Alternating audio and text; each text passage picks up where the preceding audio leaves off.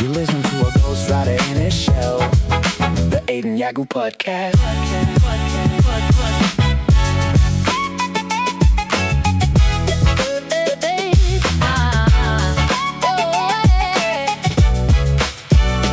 Don't go shy. Hey yo, Aiden here. Yes, this is officially my first podcast episode of A Ghostwriter in his shell, a little project I've been developing on the side. Plan is to kind of double dip into my essays. Honestly, I can't really write that fast to keep releasing one each week. Most of the stuff I released the last couple weeks I had sort of prepared over the last months ever since I built my website. Maybe with the exception of the Adam Neely piece. So, plan is to give you every other week a blog post and then have the next week a podcast episode ready. So really, you'll be looking at around 2 posts and podcast each month, that is. If I can keep up all this and not go insane, who knows? I also have some video plans I had to keep on the backlog for months now. Geez, last regular release before my album in May was January. Damn. Anyways, in this episode I'm talking about the value of scarcity and why, as an AI artist, the volume of content we can produce is not only a problem for the market, but also for us as artists. I released Diminishing Returns last month as my first full blog post on my new website, and the feedback I got was great. So for everyone who's more into the audio-visual way of information intake, this is for you. So, funny observation, or not so funny, depending on what side of the debate you are. There is a 19th century economics concept that explains something important about what's happening to creative work, specifically AI work right now, but a really universal rule if you want. It was first formally described by a German economist named Hermann Heinrich Gossen in 1854. Later refined by Alfred Marshall, and it underpins everything from supermarket pricing to why you stop enjoying a buffet about halfway through. It's called the law of diminishing marginal utility, and it also applies to art, maybe more than anyone wants to admit. Let me explain the basic idea. The more units of something you consume, the less satisfaction each additional unit gives you. The first slice of pizza is great. The fourth is fine. The eighth is just commitment. At some point, marginal utility hits 0. And then, if you're unlucky, it goes negative, i.e., you may throw up at one point. This is not a controversial finding. Economists have called it a law since the 1870s because it holds across essentially every consumable good ever studied. What's less discussed is what happens when you apply this logic to creative content. Specifically to the volume of creative content being produced right now by humans and machines and released into the world at a rate that no previous generation of consumers has ever had to navigate. When more becomes less. Here's how Alfred Marshall put it. During the course of consumption, as more and more units of a commodity are used, every successive unit gives utility with a diminishing rate, provided other things remaining the same. Alfred Marshall was talking about bread, but swap in tracks, posts, or generated images, and the principle holds just as well. Each additional unit of creative content a consumer encounters yields less marginal satisfaction than the one before, because each unit is competing against an ever larger accumulated baseline of similar content already consumed. This is not a moral argument about quality. A piece of AI-generated music could be technically flawless and amazing. The diminishing utility problem doesn't care. It operates on volume and exposure, independent of individual quality. When the supply of something becomes effectively infinite, the value that any single unit of that thing can deliver to a consumer approaches 0. Not because the thing is bad, but because scarcity is gone. And scarcity is one of the primary drivers of perceived value. The interesting thing is that this doesn't just apply to the consumer. It applies to the creator too. And yep, that half of the equation gets almost no attention. Familiarity is a curve, not a line. In 1968, social psychologist Robert Zions published a paper that became one of the most cited studies in social psychology. He called the phenomenon he discovered the mere exposure effect. People tend to develop a preference for things simply because they are familiar with them. Repeated exposure to a stimulus, a word, a face, a piece of music, increases how positively people rate it. The mere repeated exposure of the individual to a stimulus is a sufficient condition for the enhancement of his attitude toward it. Robert B. Zions, Journal of Personality and Social Psychology, 1968. This is the mechanism behind why a song grows on you, why an artist you weren't sure about becomes a favorite after a few listens. Familiarity builds affinity, at least up to a point. But that up to a point is actually very critical, and Zions noted it himself. Research shows the exposure-liking relationship follows a positive decelerating curve. The effect is strongest in the first 10-20 exposures, and studies show that liking can actually decline after prolonged exposure. The curve peaks and turns. What starts as, "This is growing on me," becomes, "I've heard enough of this." Familiarity tips into saturation, and saturation tips into indifference. Now consider what happens when a creator releases several tracks a week. The consumer never gets to the growing on me phase. The curve never has time to peak. Each track arrives before the previous one has had a chance to attach to memory. The result isn't loyalty, it's essentially background noise. The individual pieces become pretty much interchangeable, and interchangeable things have low utility. Why nothing stays exciting? There's a second psychological mechanism at work here, running parallel to the exposure problem. Psychologists call it hedonic adaptation, sometimes the hedonic treadmill. The concept, first formally described by Brickman and Campbell in 1971, holds that humans have a happiness set point to which they inevitably return after positive or negative events. You get a raise. You're ecstatic for a week. Then it becomes your new normal. You move to a great apartment. You love it for a month. Then it's just where you live. According to the theory, we adapt to new stimuli, positive or negative, and our baseline satisfaction returns to roughly where it was before. The treadmill keeps moving, but you stay in the same place. Applied to music and art, the first time you encounter a genuinely new sound, a new aesthetic, a new voice, genre, whatever, the utility is high. It's novel. It provokes a response. But as that sound proliferates, as variations on it multiply, adaptation sets in fast. What felt like discovery becomes furniture. The hedonic baseline recalibrates upward, requiring more stimulus to achieve the same response. Except the supply of more is, thanks to AI, now essentially unlimited, which means the race to the baseline never ends. You get the issue I'm getting at. Brickman and Campbell described it like this.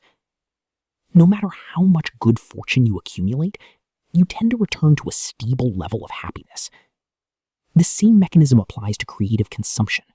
The 100th AI track you encounter doesn't hit the same as the first, regardless of its quality. What happens when you didn't write it?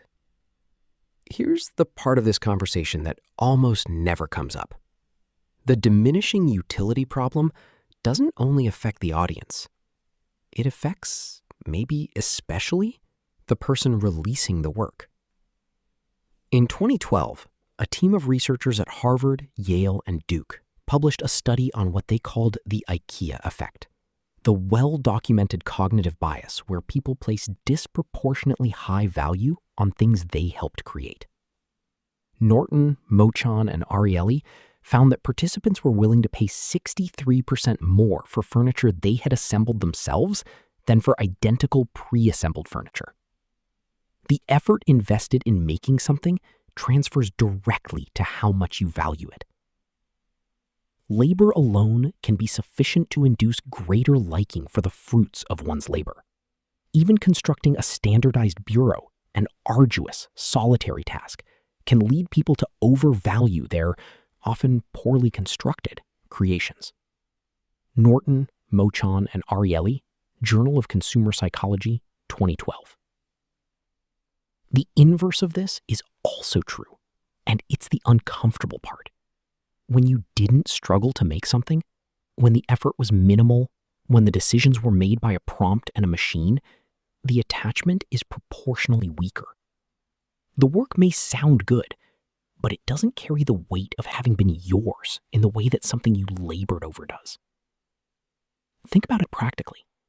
An artist releasing several AI-assisted tracks per week. Could they, 6 months later, pick one random lyric from that catalog and tell you which track it came from?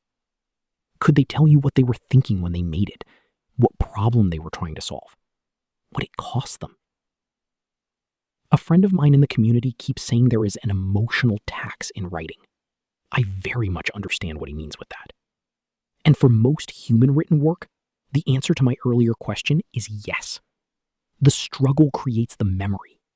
The memory creates the meaning. Without the struggle, the individual pieces blur together. For the creator, before they blur together for anyone else. I say this as someone who makes AI music. I'm not arguing against using the tools.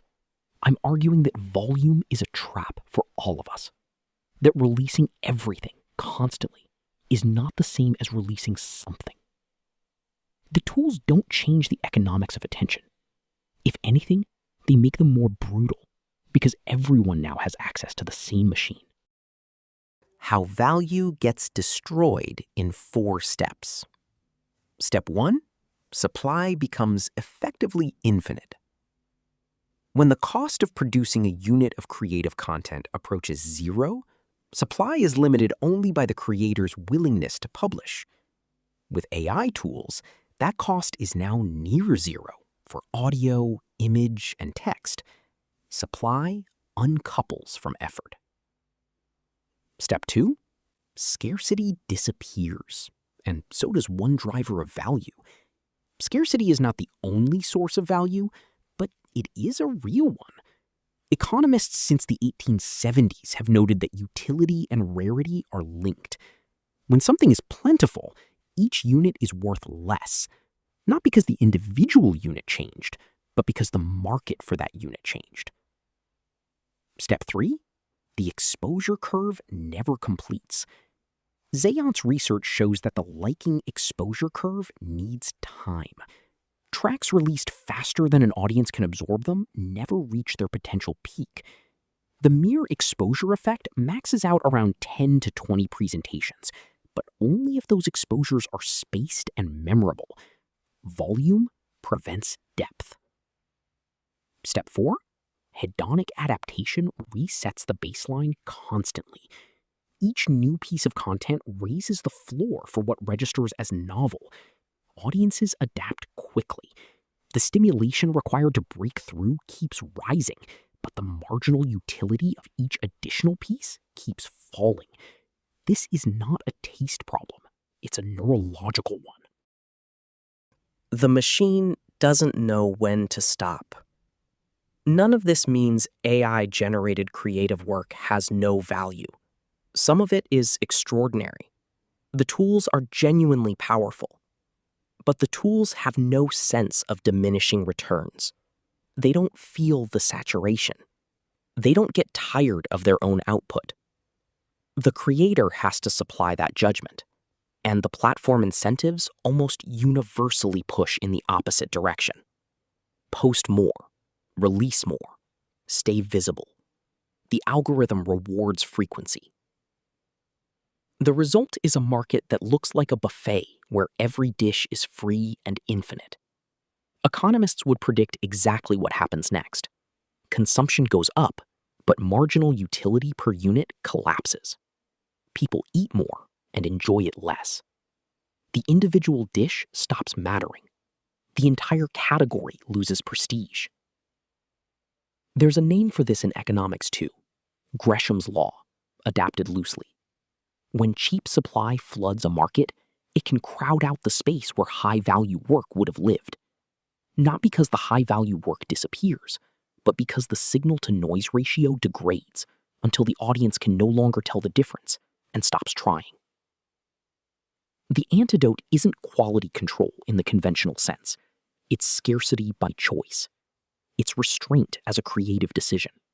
It's understanding that in an environment where everything is available all the time, the most counterintuitive move is to make people wait, to give a piece of work the time it needs to land, to attach, to mean something. Not because the algorithm rewards that, because the audience's nervous system does. The first track you release this year has a chance to matter. The 50th is fighting for attention against everything else, including your own previous 49. That's not a criticism of the work. That's just how utility curves work. The question isn't whether to use the tools, it's whether you're using them at a rate that makes each piece meaningless before anyone has a chance to care about it. The reason I write everything myself. I make AI music. The production, the sound, the arrangement, the sonic identity of each track, all of it goes through AI tools. I'm not pretending otherwise, and I'm not apologetic about it. The technology is part of the whole concept. But there is one thing I have never handed to a machine: the words. Every lyric I release is written by me. Not prompted, not generated, not lightly edited from something an LLM drafted. Written, in the old-fashioned sense of sitting with an idea until it becomes language, and sitting with that language until it says exactly what I meant. That's a choice, and the psychology described in this piece is a large part of why I make it. Am I using helpers to develop all this? Yes, I extensively use rhymezone.com and TextFX. But once in a while, when I feel I'm stuck, I do consult an LLM to move me forward. But at large, all this developed in my head and my head alone. Now, the IKEA effect is real. The struggle to find the right line, the 20 minutes spent on a single couplet that most listeners won't consciously register, is what makes me remember writing it. It's what makes the catalog feel like mine, rather than like output. Without that, I'd be releasing content. With it, I'm releasing work. The difference matters to me more than it sounds. There's also the audience side. A lyric that came from an actual thought, a specific frustration, a real observation, something that happened on a Tuesday morning, carries something that a generated lyric, however technically clean, tends not to. It carries the trace of a person. Listeners don't always consciously identify it, but they feel the difference. It's the difference between a conversation and a press release. Both use language. Only one of them has someone behind it. In a space filling up fast with AI-generated everything, writing your own words is increasingly a signal. Not a moral one. I'm not claiming superiority over anyone who works differently. An economic one. In a market where lyrics are abundant and cheap, a lyric that costs something to write is genuinely scarce. And I've just spent several hundred words establishing what scarcity does to value. Use the tools. Use all of them.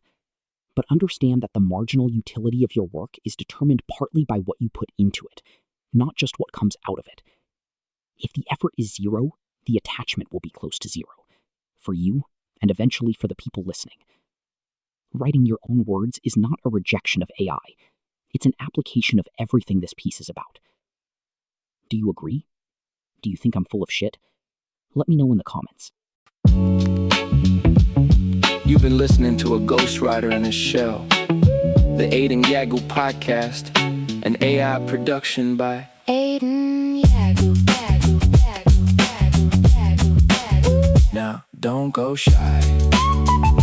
Come and say hi to Aiden, a guy in AI. Oh my.